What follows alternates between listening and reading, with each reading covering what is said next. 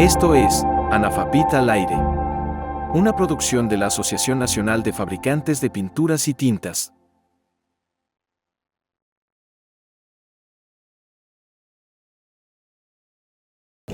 Buenos días a todos, estamos en un nuevo episodio de ANAFAPYT al Aire y hoy tenemos un invitado de honor que viene del Reino Unido representando a una organización muy importante a nivel mundial.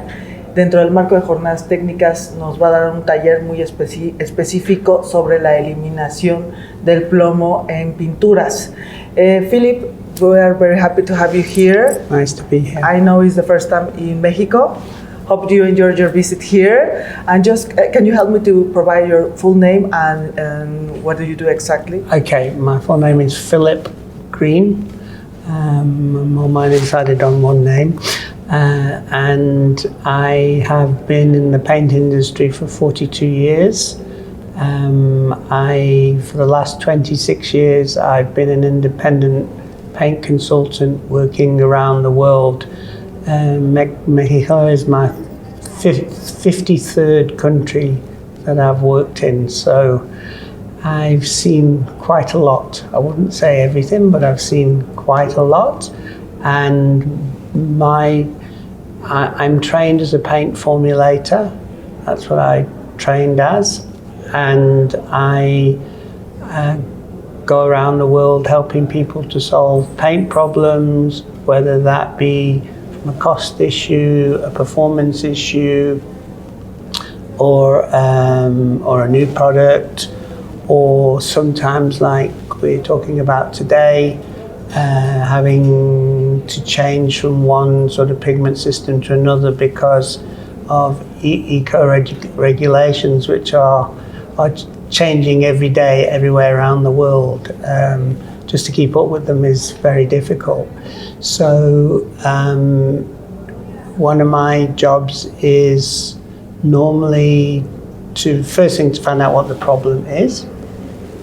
Secondly, is to then identify, well, what's the best way, and sometimes that has to be a compromise because the best way may not be the cheapest way, so you have to find a way in the middle that's slightly cheaper. I've been in this game, let's say, for 42 years. I know cost. I had a previous boss that used to say, "Show me the money." Exactly. And therefore, I have to bear that in mind. But I also tell my customers that push me on cost. It's got to work first. Then we can worry about the cost. Once it works, cost can be adjusted. If it doesn't work, it doesn't matter if it costs nothing. It still doesn't work. And you don't want something not to work because that will ruin your reputation. To build up a brand costs a lot of money, and you do not want to have to go through all that and then have to spend it all again because you've broken the brand because of a silly mistake. So yeah, so basically, if I get sent to a customer, let's say a small to medium sized customer, and he's going to ask me what are my challenges, well, I'm going to say first, your biggest challenge is more than likely going to be the pigment, because the pigment is probably what contains the most lead. Let's just put that aside for a second. Then you've got to say because most of the paints that involve lead involve resins. They're mostly solvent-based, not oil-based. I don't know which term you use here in Mexico. But they're mostly in solvent base. So which dryers do you use? And that sort of stops them dead for a few minutes and then say, well, are you on cobalt, calcium and lead? And the answer is normally, yes, I'm on lead. Well, we've got to do something about that first, which we'll come back to in a second. Then the next one is, do you make your own resin? Are you big enough to have a resin plant? The answer is normally no. Yes. And then I say, well, who do you buy your resins from? And they'll give a name of a company. No. And then I say, well, how do they make your resins? What do you mean? I say, well, do they start from oil or do they start from fatty acids? Don't know. Well, I think first question is you better go and ask them what they do. And then they say to you, no, we start from oil. Fine, no problem, no hassles. Make perfectly good resins. However, to go from oil, you need to go through a process to convert it to the fatty acid, which needs a catalyst. And unfortunately, the most cost-effective catalyst until very recently was litharge. And litharge is lead oxide. So you don't know it, but from the very beginning, you're putting lead into your resin that's going into the paint. Now, most decorative gloss enamels have got 60-70% of resin in them. So you're putting quite a lot of lead. For instance, if a country is at 90 parts per million, Yes. you can eat that whole 90 parts per million up with just the lead from the alkyd. So therefore, we've got to find that out. Then, okay, we say, fine, we've sorted that. Now he's changed his process, he's not using litharge, so you're lead-free from that point of view. Then what dryers are you using? No, I'm using lead, cobalt and calcium, standard. It's been the world standard since the 1930s. However, you then have to say, okay, do you like to use individual dryers or do you like to use mixed dryers? Because that's how the world is divided now. There are still pockets where it's individual dryers. When I first started in the industry, always individual dryers. Now, most places are not individual. Most places are a blend that you buy off the shelf from a distributor or a company. Now, if it's individual, okay, our first choice is we've got to get rid of the lead and we put in zirconium. You need a slightly different level, you need a slightly different amount, but basically the rest of your blend stays the same. Now, if we were having this conversation for 5 or even 10 years ago, the cost difference between zirconium and lead was huge. Unfortunately now, there's less and less lead dryers being produced, and now the cost difference is quite small. I wouldn't say it's zero, but quite small. So then you can put the zirconium in. So you've got rid of the lead out of that.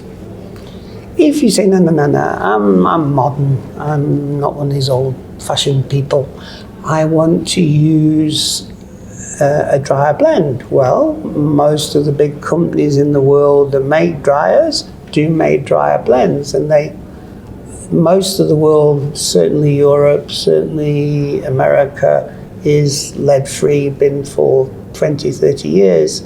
So you can buy a lead-free blend. Now, if you know how to reformulate properly and do the calculations properly, you gain the following advantages. If you do it properly, you might actually get better performance, and therefore you can use slightly less cost again. The second one, which is, I don't know how important it is in Mexico, but I used to live on the island of Mauritius, so transport was very important to me because everything had to come in, everything was imported. I found out that by using a mixed dryer, I had to buy one material, not 3 or 4, and therefore logistics became very important, Yes. especially for a small to medium paint company. Big companies, not really that important, but small companies, very important. Cash flow, Yes, the whatever cost you want, benefits. cost benefits. And the last one is the dryer blend tends to be universal, so you can use it across your range on your different resins, on your different types of paint. Therefore, you only have to keep one material. It's a slight aside, but it illustrates. When I lived on Mauritius, we were an island, and our busy period was Christmas, and everything came in by ship, and we had a cyclone, so everything was late. I told them that the next year, if we had the same problem, I was putting a 200-litre drum of mixed dryers in my office so that I knew I could always go and make paint or make alkyd-based paint or oils-based paint. So it's the easiest way to do it. Now, we've actually, for most people, if you solve those two problems, you're already below, and you've not been using lead pigments anyway, you're already below the 600 parts per million. You're already below that. If you want to go to the 90, you're also below that too. So you've actually done the job in that sense. Then it comes to the pigments. Now, that is very, very, it's not a difficult question. It depends, it won't be all your colours, for sure.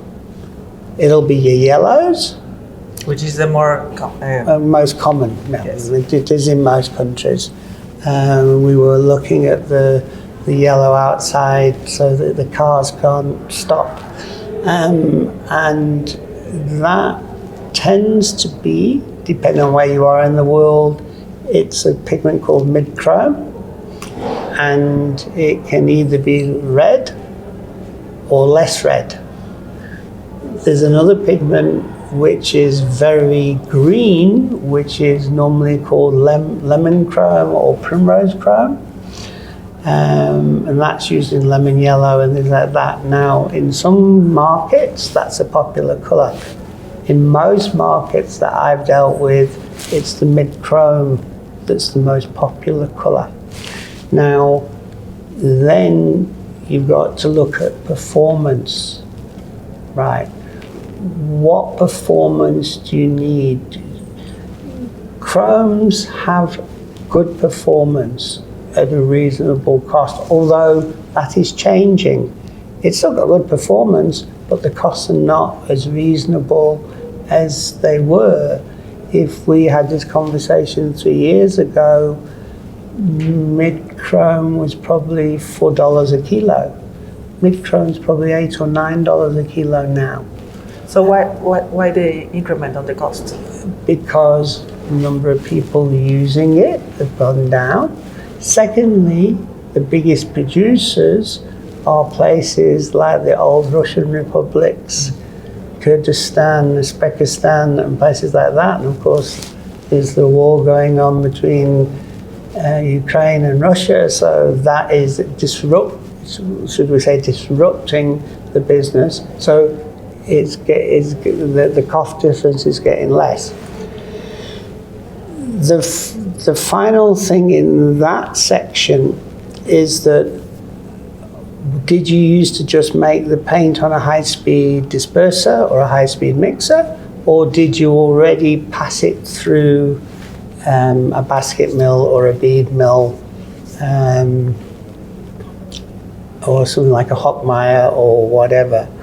Now, depending on what you did. Now, if you did the passing through the bead mill, passing through the thing, then it's easier because there are more pigments choice available from around the world that will give you similar colours.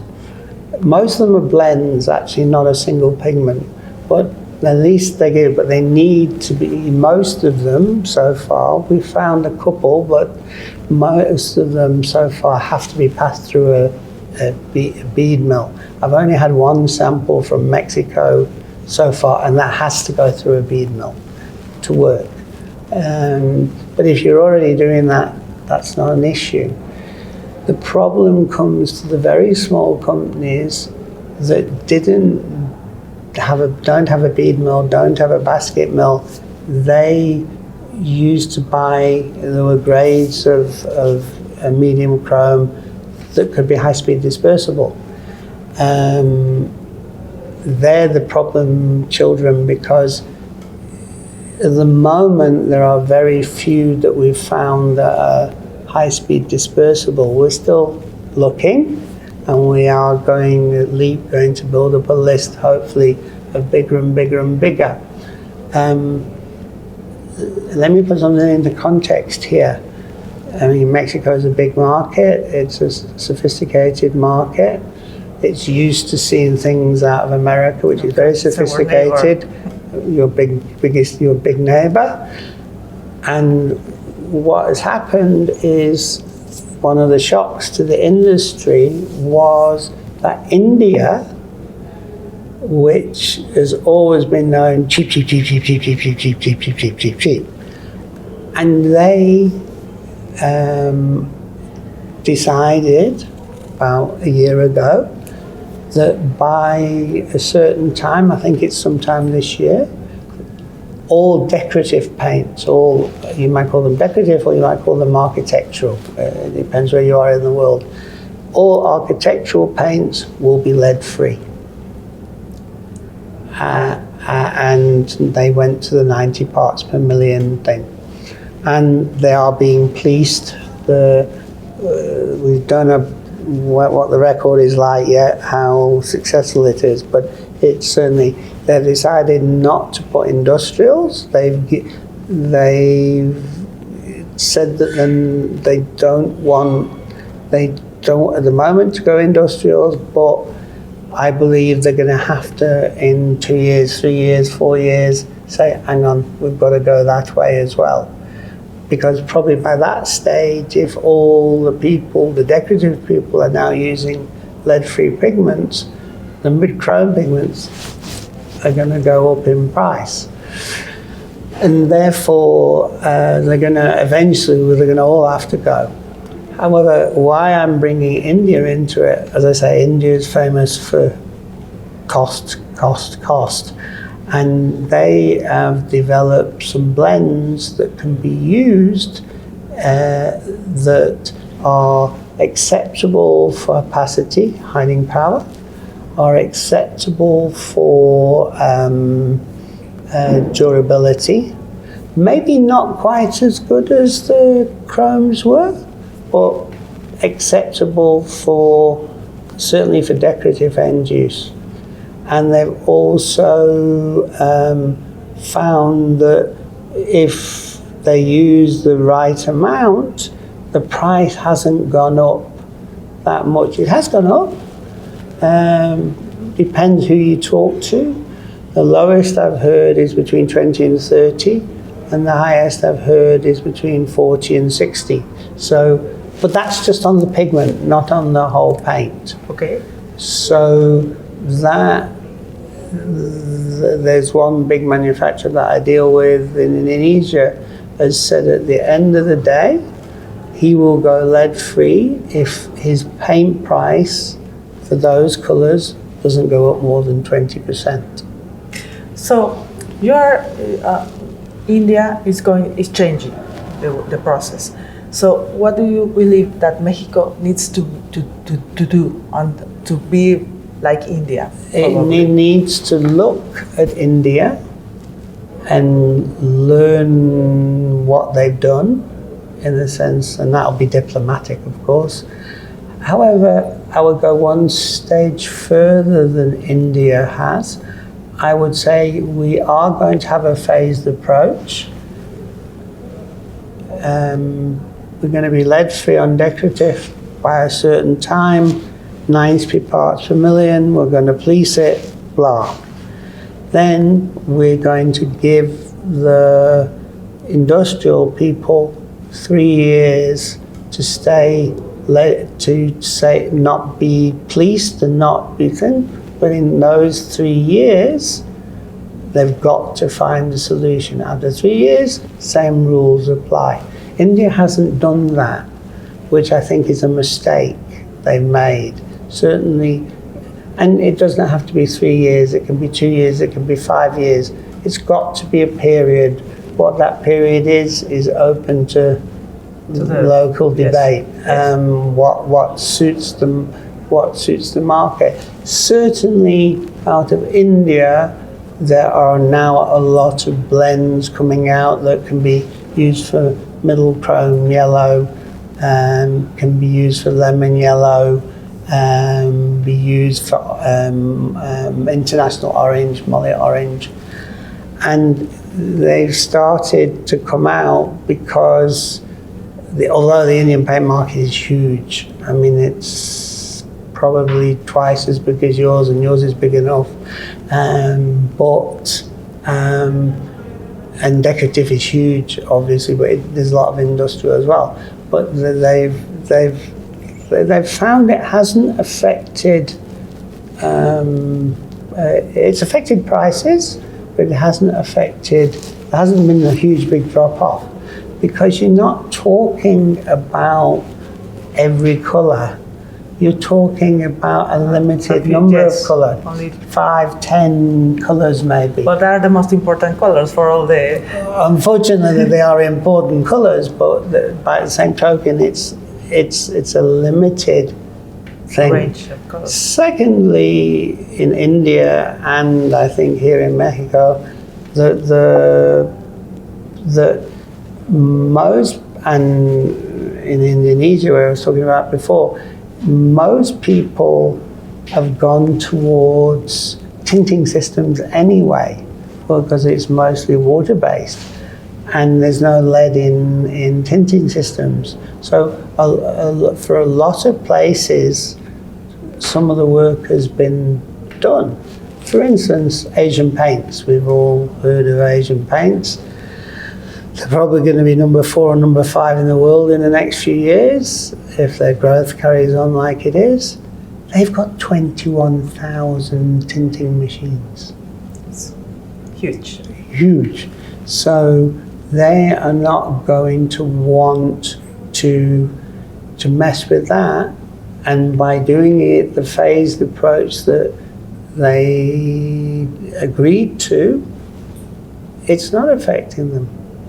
They've still got them. Look, in most countries, your problem children are going to be road marking paint and QD paints for certain industrial uses like drums and whatever, where they want a certain green or a certain red or a certain yellow.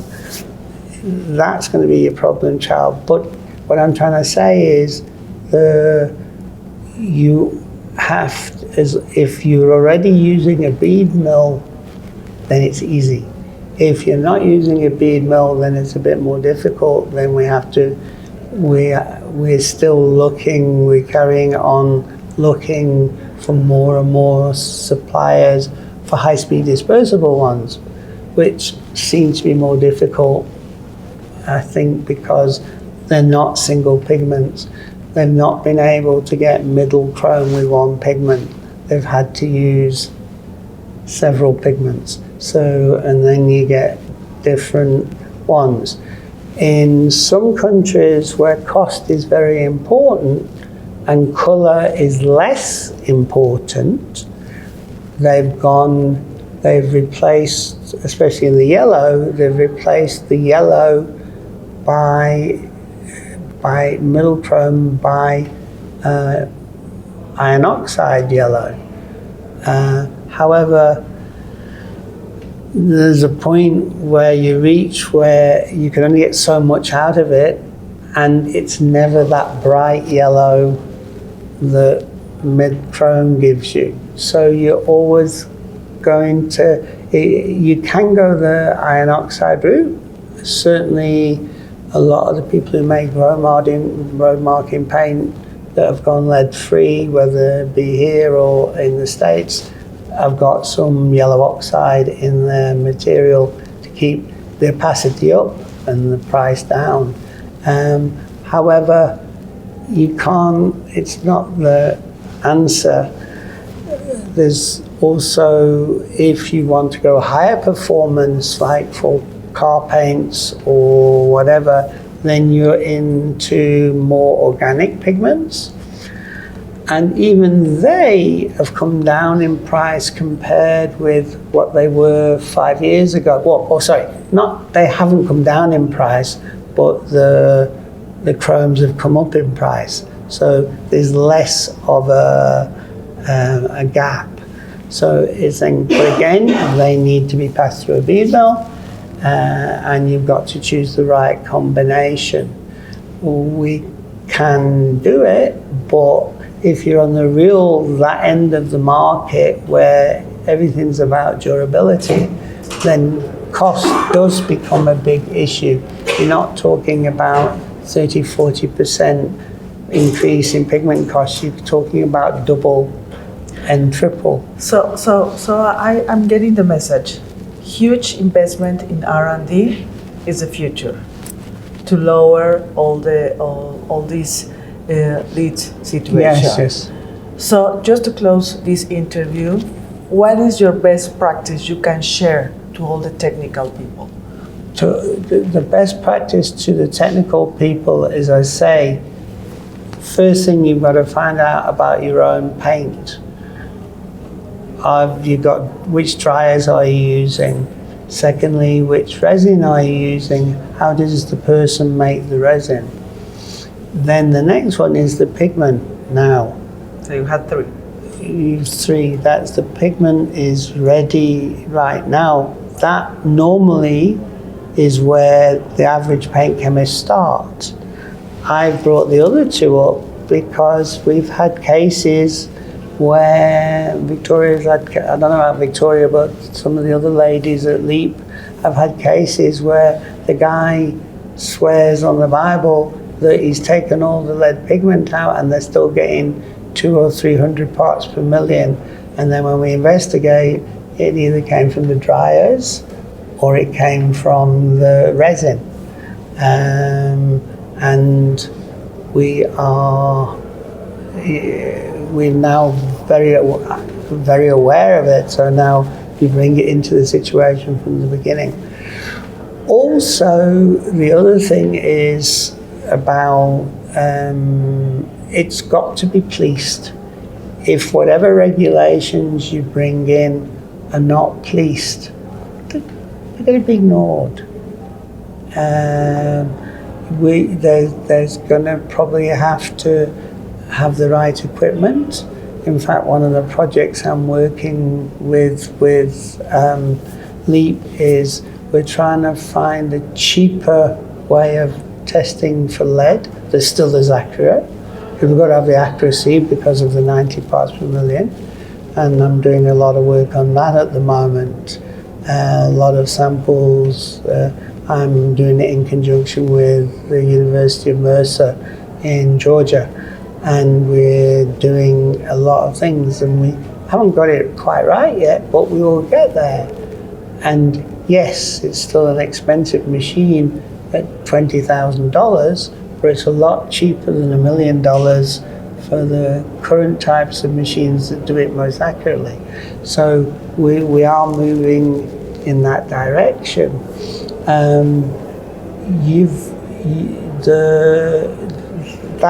That's the techno side.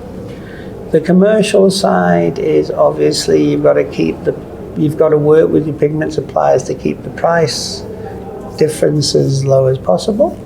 And you've also got to possibly work with your marketing people on what is the best way to get the most out of this change. Okay, so communication also. If you sit around the table and look at over 100 different problems, 95 of them will end up as communication. So, Phil, it was a big pleasure. I hope this is not the first interview. I would love to invite you more because it's a before we sleep, and then we need to see next year what happens in Mexico. No problem. Thank you so much for your time. Thank you very much. It's lovely to talk to you, and I hope I've been of some use to you. You have huge knowledge. We have so much to learn now. Thank you. Thank you very much. And one thing I want to, I've said to Victoria, I'm 66 now. I want to train the next generation of paint chemists. That's the most important. The next generation. This is very important for us, for ANAFAPYT, to train this new generation that are coming. Well, that's one thing that worries me about my home country of South Africa. We're not training them. I'm training some that have showed interest, and I've taken an interest in them, and I'm helping them. Because it's not only the knowledge I pass over to them, it's the practice. They've actually got to go and practice it. Exactly. If they don't do it, how they will learn? How will they learn? That's how I learn. That's how you learn. On the field, there is no other way. There's no other way. I mean, I've been dangled over tanks. I've been all sorts of things. So I have no issue with. I want to help people. I do believe that we've got to help the next generation. However, there's a codicil to that in the sense of they've got to want to learn. So the message is recorded. Gracias a todos. Tenemos un gran mensaje aquí para el futuro, para las nuevas generaciones. Phillip, muchas gracias. Gracias. Y corte.